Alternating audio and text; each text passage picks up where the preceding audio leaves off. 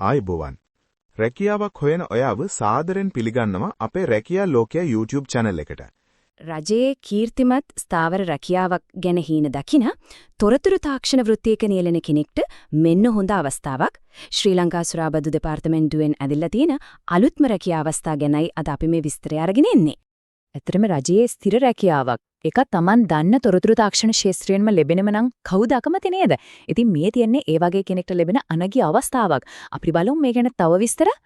ඔව් මේ කීර්තිමත් තොරතුරු තාක්ෂණ තනතුරු සඳහා ආයුධම්පත් කැඳවලා තින්නේ ශ්‍රී ලංකා සුරාබදු දෙපාර්තමේන්තුව.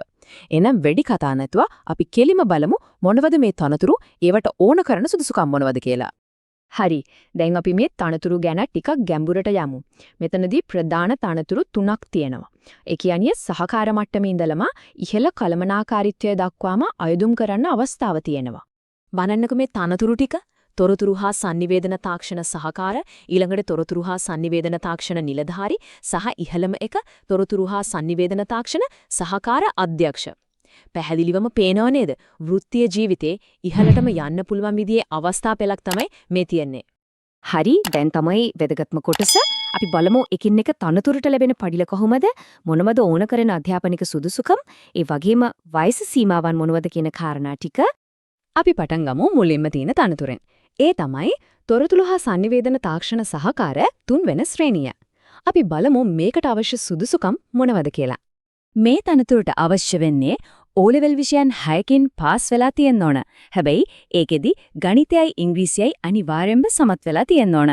ඒත් එක්කම කම්පියුටර් හරි IT පැත්තෙන් NVQ level 5 සුදුසුකමක් තියෙන්න ඕන. වැටුප දිහා බලුවොත් දීමානත් එක්ක රුපියල් 60078ක් වගේ හොඳ අගයක් තියෙනවා. වයසත් මෙතනදී වැදගත්. ආයුධම් කරන කෙනෙක්ගේ වයස අවුරුදු 18ත් 30ත් අතර වෙන්න ඕන. මේක තමයි මේ තනතුරට ආදාළ වයස් සීමාව. හරි, දැන් අපි යමු ඊළඟ මට්ටමට. තොරතුරු හා sannivedana තාක්ෂණ නිලධාරි දෙවන ශ්‍රේණිය. මේකේ විශේෂත්වයක් තියෙනවා. ඒ තමයි සුදුසුකම් විදිහට මාර්ග කිහිපයක්ම දීලා තියෙන එක. ඔව්, මෙතනදී සුදුසුකම් මාර්ග කිහිපයක්ම තියෙනවා. පිළිගත් විශ්වවිද්‍යාලයකින් IT හරි පරිගණක විද්‍යාව ගැන උපාධියක්. එහෙම නැත්නම් IT ප්‍රධාන විෂය විදිහට කරපු උපාධියකුයි ඒකට අදාළ පශ්චාත් උපාධි ඩිප්ලෝමාවකුයි. මේ දෙකම නැතිනම් NVQ level 7 සුදුසුකම සහ අවුරුදු 2ක වැඩ පළපුරුද්ද තිබුණත් මේකට ඇප්ලයි කරන්න පුළුවන්. මේ තනතුරේ වැටුප රුපියල් 70430ක්.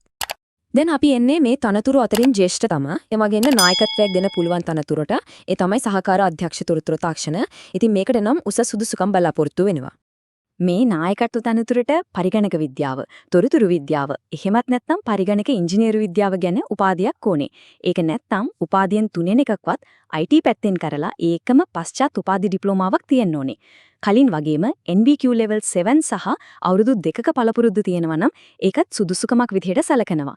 මෙතනදී වැටුප රුපියල් 90000ක් විදිහටයි සඳහන් වෙන්නේ. හරි.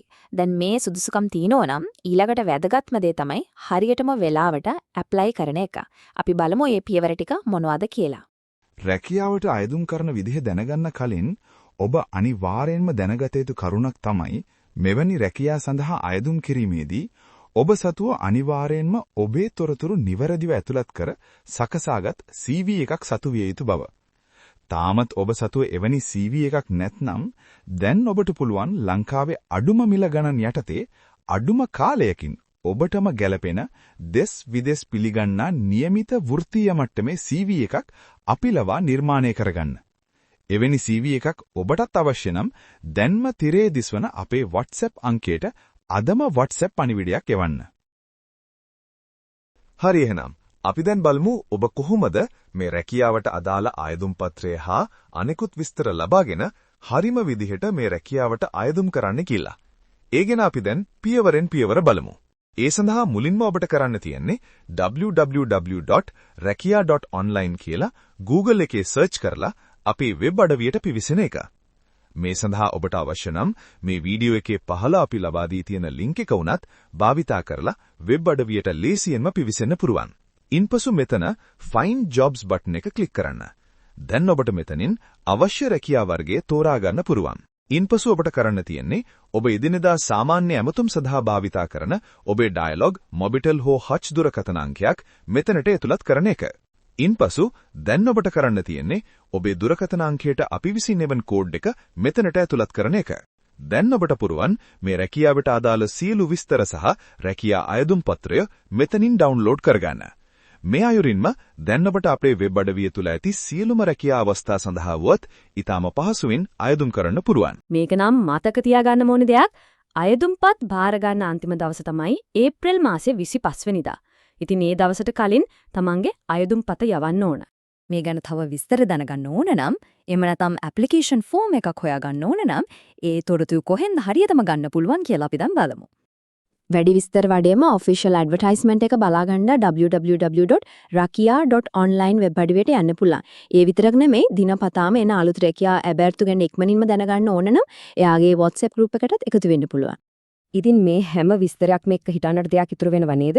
ස්ථාවර රජයේ පිළිගැනීමක් තියෙන IT ජොබ් එකක් හොයන කෙනෙක්ට තමන්ගේ වෘත්තීය ජීවිතේ ඊළඟ පියවර තියන්න මේක නියම අවස්ථාවක් වෙන්න බැරිද? ඉතින් මේක තමයි අපි අද ඔබ වෙනුවෙන් අරන් ආපු වීඩියෝ එක. ඔයා මේ වීඩියෝ එකට කැමති නම් වීඩියෝ එකට ලයික් එකක් දාන්න අමතක කරන්න එපා. ඒ වගේම මේ වීඩියෝ එක වැදගත් වෙයි කියලා හිතන ඔයාගේ යාළුවටත් බලන්න අනිවාර්යෙන්ම ෂෙයා කරන්න. අපේ YouTube channel එක subscribe කරලා තිබ්බොත් මේ වගේ රැකියා සම්බන්ධ වීඩියෝ ඔයාට දවස ගානේ නරඹන්න පුරුවන්. එහෙනම් තවත් මේ වගේම වීඩියෝ එකකින් හමු වෙනකන් අපි අදට ගිහින් එන්නම්.